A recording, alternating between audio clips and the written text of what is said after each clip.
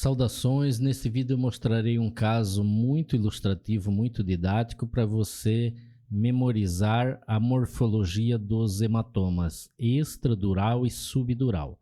Observe aqui, temos esta imagem biconvexa, lentiforme, veja que a superfície interna é convexa, veja que a largura é maior e é pouco extenso, apesar de ser um hematoma grande. Isso aqui é um hematoma extradural agudo, também conhecido como hematoma epidural.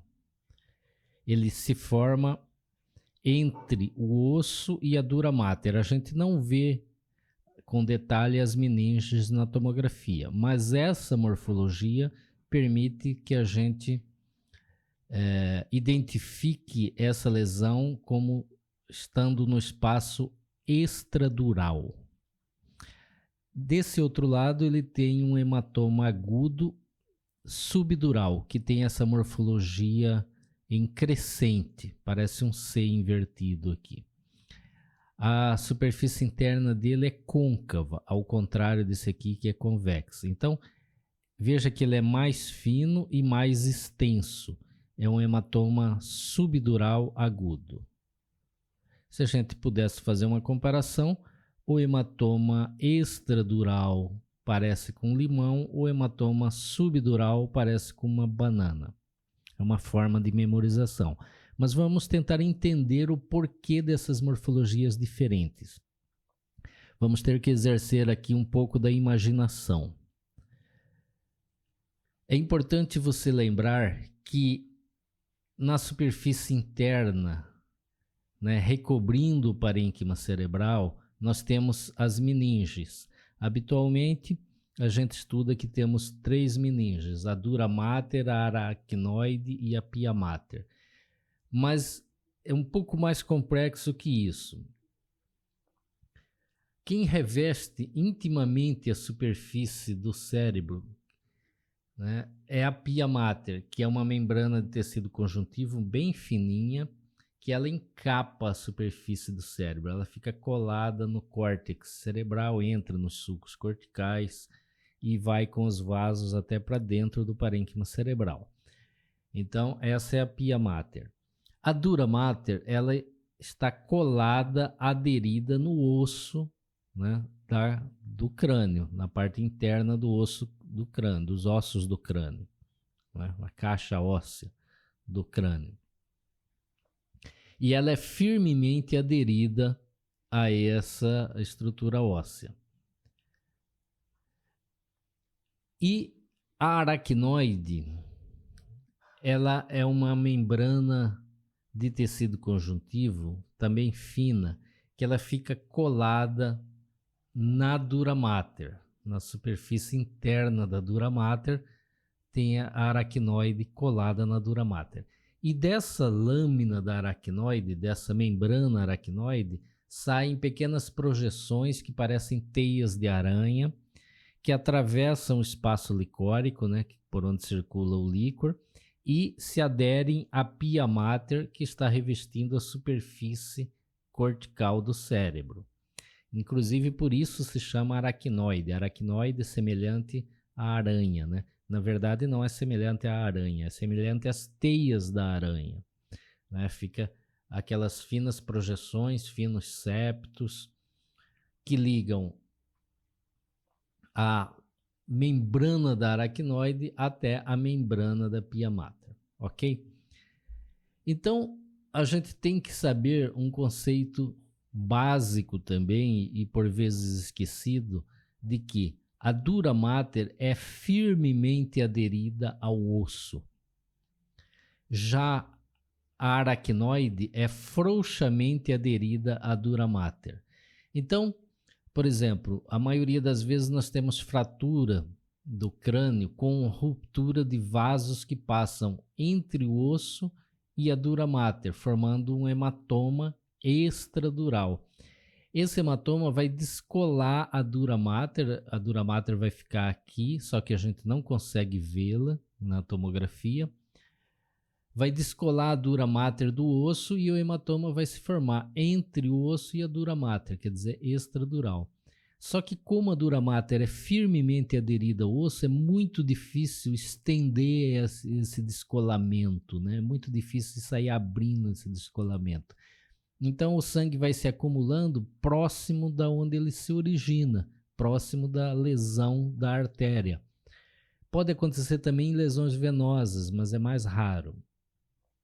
E aí ele vai adquirir esse formato, ele vai acumular mais aqui na região próxima à lesão vascular e ele não vai dissecar por uma extensão muito longa, porque a forte aderência entre a dura mater e o osso impede que essa dissecção progrida. Por isso ele adquire essa morfologia, né, meio barrigudo. Já por outro lado, quando ocorre lesão em veias que atravessam as meninges, que vão da superfície do cérebro para fora, o que acontece? O hematoma se acumula entre a dura mater e a membrana da aracnoide. Lembrando que a aracnoide é frouxamente aderida à dura mater. Portanto, o sangramento, que costuma ser venoso, ele vai acontecendo, vai formando o hematoma, só que ele disseca com muita facilidade, ele separa a aracnoide da dura mater com muita facilidade. Portanto, ele vai se expandindo para os lados, para cima, para baixo, e como é um sangramento venoso, não tem uma pressão muito alta, ele vai sangrando aos pouquinhos, progressivamente, vai dissecando, vai se expandindo, mas não forma uma barriga, ele vai se acomodando aí aos espaços. Então, isso ocorre devido à facilidade de separar, de dissecar o espaço que há entre a lâmina da aracnoide e a dura mater, ok?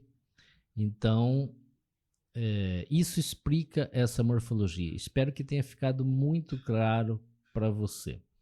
Existem outras diferenças. Habitualmente, o hematoma extradural, ele não cruza as suturas, ele chega na sutura e para. Por exemplo, aqui deve ser a sutura coronal, deve ficar por aqui, ele para na sutura.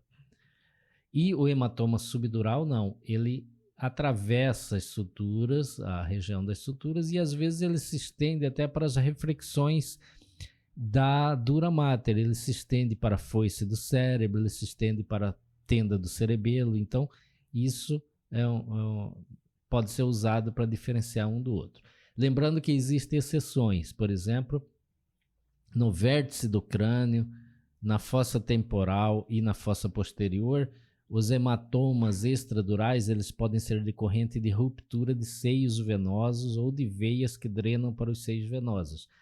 Na fossa posterior, o seio transverso, na fossa média, né, na temporal, o seio esfenoparietal, e na fossa e no vértice, o seio sagital superior. Nesses casos de hematoma dural venoso, por ruptura de seios venosos, ele cruza a sutura principalmente no vértice. Né? No vértice ele cruza a sutura e na fossa posterior também ele pode cruzar a sutura. Mas são exceções, são hematomas mais raros. Ok? Então, tá aí a explicação da morfologia, por que o hematoma extradural tem essa morfologia e por que o hematoma subdural tem essa outra morfologia. Espero que tenha ficado claro, espero que você tenha entendido essa explicação anatomopatológica de como a coisa acontece. De qualquer forma, é importante memorizar essas morfologias, porque veja que essas morfologias, elas não são específicas para o hematoma, elas são específicas para a localização da lesão. Você pode ter, por exemplo, empiema subdural, empiema extradural, né? Que vai ter essa mesma morfologia. Você pode ter, por exemplo, implantes neoplásicos, né? No espaço subdural, implantes neoplásicos no espaço extradural, que também vão apresentar essa mesma morfologia. É claro que a lesão mais frequente nos espaços extradural e subdural são os hematomas, né? Estatisticamente é o que a gente mais vê, mas outras doenças também podem ocupar esse espaço. Então essa morfologia, ela não indica que seja sempre um hematoma extradural ou um hematoma subdural. Ela indica que o processo expansivo, seja ele qual for, de qualquer etiologia, está localizado no espaço extradural, se for com essa morfologia, ou no espaço subdural, se for com essa morfologia. É claro que existem casos, principalmente dos hematomas mais finos, mais laminares, pequenos, que a gente fica na dúvida se é subdural ou extradural. Aí a gente tem que recorrer a outros sinais, ok? Então neste vídeo era isso, obrigado e até o próximo.